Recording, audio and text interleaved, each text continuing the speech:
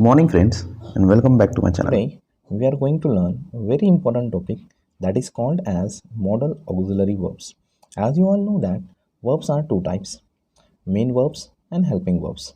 Main verbs are used in the sentence and helping verb gives the information about the sentence and the tense.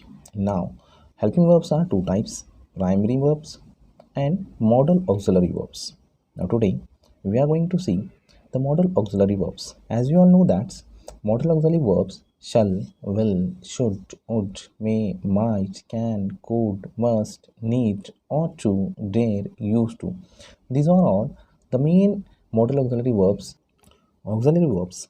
As you all know that the auxiliary verbs, primary auxiliary verbs, we used according to the tense. And modal auxiliary verbs. The most commonly used modal auxiliary verbs are can, could, may, might, shall, should, will, would, must, and semi-modals need, dare, used to, ought to. Now we are going to read the definition which is given by the Wikipedia to understand and know more about the modal auxiliary verbs.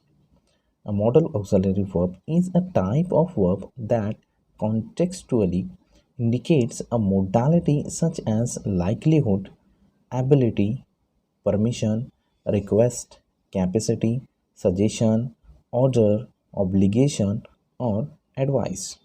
Modal verbs always accompany the base infinitive form of another verb having semantic content. In English, the modal verbs commonly used are can, could, may, might, shall, should, will, would and must. Okay, अब हमें ये समझना है कि ये जब use किए जाते हैं मॉडल ऑक्सिलरी वर्ब्स तो उस वक्त वो क्या इंडिकेट करते हैं, किस बात को बताते हैं। जैसे कि ऊपर यहाँ पे बताया गया कि ये मॉडल ऑक्सिलरी वर्ब ये एक टाइप होते हैं जो ख़ास तौर पर एक तरीका होता है कि हम किस तरह से किस चीज़ को एक्सप्रेस करना चाहते हैं।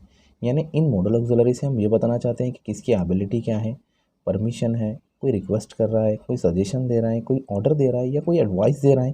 तो इन तमाम बातों को हम मॉडल ऑक्सिलरी वर्ब्स को यूज़ करके एक्सप्रेस करते हैं। और मोस्टली होने वाले जो मॉडल ऑक्सिलरी वर्ब्स हैं वो बताए गए can, could, may, might, shall, should, will, would and must. तो कौन सा वर्ब यूज़ करने पर कौन सी बात आती है, यानी क्या होता है, ये हम इस वीडियो में समझेंगे। Firstly we will understand which modal auxiliary verb shows which type और which quality। यानी सबसे पहले हम ये समझेंगे कि कौन सा मॉडल ऑक्सिलरी वर्ब जो है वो किस बात को बताता है। तो हम इस चीज़ को पहले समझ लेते हैं। जैसे कि कैन और कुड, कैन का प्रेजेंट है और कुड ये कैन का पास्ट है। तो दोनों जब आएंगे कैन या कुड दोनों किसी सेंटेंस में आते हैं तो ये टाइप होता है एबिलिटी का, यानी ये शो करता है एबिलिटी को। कैन, कुड, में जब ये तीनों चीज़ें आते हैं यानी किसी सेंटेंस को देखकर हम ये पता लगा सकते हैं कि इसके अंदर किस टाइप को यूज़ किया गया है, कौन सी क्वालिटी को बताने की कोशिश की है, सेंटेंस में क्या बताने की कोशिश की गई है। तो हम ये पता लगा सकते हैं कि या तो एबिलिटी हो सकती है या परमिशन हो सकती है। अगर मे आता है तो मे तो परमिशन ही होंगी। कैन और कुड ये एबिलिटी भी हो सकती है और परमिशन भी हो सकती है। तो शुड जो होगा ये होंगी एडवाइस। जब शुड होता है तो ये एडवाइस होंगी। और मस्ट और हैव टू ये जब होता है तो ये होता है obligation.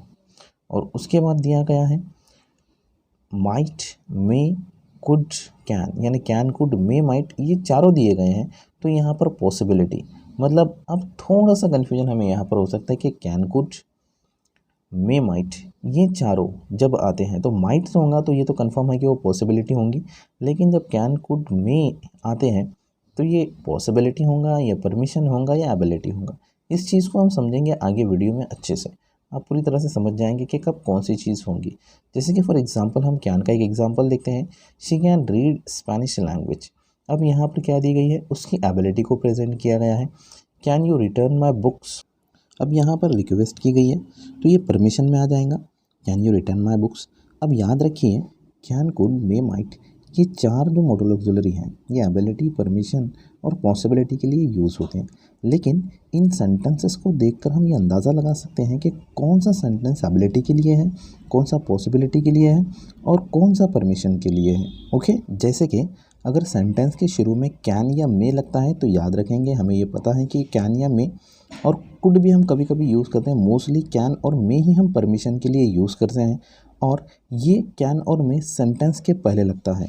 May I come in the classroom, may I take your book, may I use your pen, can I go to the. इस तरह के हम सेंटेंसेस यूज़ करते हैं परमिशन के लिए। रिस्पेक्ट देके पूछने के लिए मे यूज़ करते हैं, और फॉर्मली हम हमारे फ्रेंड से जब पूछते हैं तो हम कैन का यूज़ करते हैं। और एबिलिटी के लिए स्टार्ट में नाउन होगा और उसके बाद में कैन लगेगा। जैसे ही can solve the sum easily, तो यहाँ पर एबिलिटी बताई गई, ये हम पता कर सकते हैं। अब इन दोनों को छोड़कर अगर कोई तीसरा सेंटेंस हमें नज़र आता है और हमें समझ नहीं आता कि वो एबिलिटी है या परमिशन है, तो वो पॉसिबिलिटी हो सकती है मोस्टली। तो हम वहाँ पर इसके फंक्शन को ये कह सकते हैं कि इस सेंटेंस के अंदर ये फंक्शन जो है वो पॉसिबिलिटी है। अब पहले वाला सेंटेंस जो हमने देखा था, she can read Spanish language, ये इसकी एबिलिटी को इसके शो करता है, ये फंक्शन दिखाता है। Can you give me my book, ये इसके फंक्शन को यानी परमिशन को बताता है। और जो इनके अलावा कोई सेंटेंस होगा कैन कुड मे माइट का, तो माइट तो होगा तो वो तो पॉसिबिलिटी ही होंगी। शी माइट कम टुडे, तो यहाँ पे पॉसिबिलिटी आ गई, यानी प्रोबेबिलिटी है कि वो आ सकता है, तो ये पॉसिबिलिटी हो गई। जब माइट होगा तो ये याद रखें कि वो पॉसिबिलिटी होगा। तो इस तरह के जो सेंटेंस होंगे उसको हम यूज़ कर सकते हैं, समझ सकते हैं कि ये पॉसिबिलिटी वाले हैं। जैसे कि he can done his work, they may come today, they can understand the situation, तो ये पॉसिबिलिटी हम समझ सकते हैं। तो हमने अभी तक एबिलिटी, परमिशन और पॉसिबिलिटी के बारे में जो फंक्शंस हैं सेंटेंस के वो देख लिए। अब देखते हैं थर्ड वन जो है हमारा दिया गया है। तो अब ये तो सीधी सी बात है, जाहिर सी बात है, जब सेंटेंस के अंदर शुड आता है तो ये एडवाइस होंगी।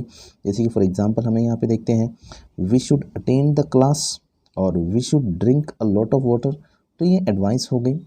तो उसके बाद में देखेंगे जब मस्ट और हैव टू सेंटेंस के अंदर यूज़ होता है तो यहाँ पे ऑब्लिगेशन होगा।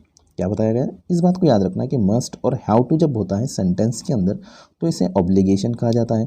फॉर एग्जांपल हम देखते हैं सेंटेंस यहाँ पे दिया गया है हमारे पास, we must not speed in this zone, तो ये हमारा फ़र्ज़ है कि इस जोन में, इस इलाके में हमें थूकना नहीं चाहिए। यानी जो हमारे ऊपर फ़र्ज़ है जब वो हम पर मुकम्मल पूरी तरह से वो हमारे ऊपर कंफर्म हो जाता है, यानी पूरी तरह से हमारे ऊपर तय हो जाती है चीज़, तो यहाँ पर ऑब्लिगेशन होगी, यानी वो चीज़ हमें करना ही है। तो वो पॉसिबल हो सकता है, यानी पूरी तरह से करना ही है, उस बात को हमने पूरी तरह से अटेम्प्ट करना है, तो ये हो जाता है ऑब्लिगेशन। यानी जब मस्ट होगा तो उस बात को हमने करना ही है, तो ये ऑब्लिगेशन हो गया, यानी हम पर फ़र्ज़ हो गया। तो जब मस्ट आता है सेंटेंस में और हैव टू आता है तो ये ऑब्लिगेशन हो जाएंगे, यानी वो हमारा काम है, हमें उसे करना ही है।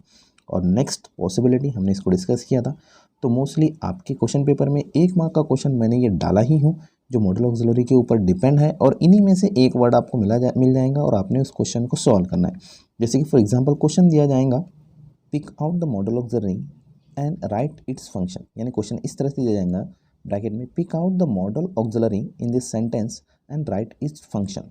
जैसे कि फॉर एग्जांपल यहाँ पे क्वेश्चन लिखा हुआ है we must attend his marriage, अब यहाँ पे मॉडल ऑक्सिलरी क्या यूज़ किया गया है वो लिखना है और उसके सामने हमने उसका फंक्शन लिखना है। या फिर दूसरा एग्जांपल हम लेंगे, could you bring me a glass of water, तो इसमें भी मॉडल ऑक्सिलरी देखना है। Can you return my books, इसमें से देखेंगे। अब कुछ एग्जांपल मैं यहाँ पर आपको दे रहा हूँ, इन एग्जांपल्स को आप देखेंगे और उनके मॉडल ऑक्सिलरी लिखेंगे और उनके सामने उनका फंक्शन लिखेंगे जो हमने अभी समझा हुआ है। ओके, ये प्रैक्टिस करेंगे, it will be better for you for your examination. Okay, bye, take care. अगर आप हमारे चैनल पर नए हैं तो प्लीज़ चैनल को सब्सक्राइब कीजिए और बेल आइकन भी दबाइए और इस वीडियो को अपने दोस्तों के साथ शेयर कीजिए। Okay, bye, take care, have a nice day. नीचे जो वो सब्सक्राइब का बटन है ना, उसको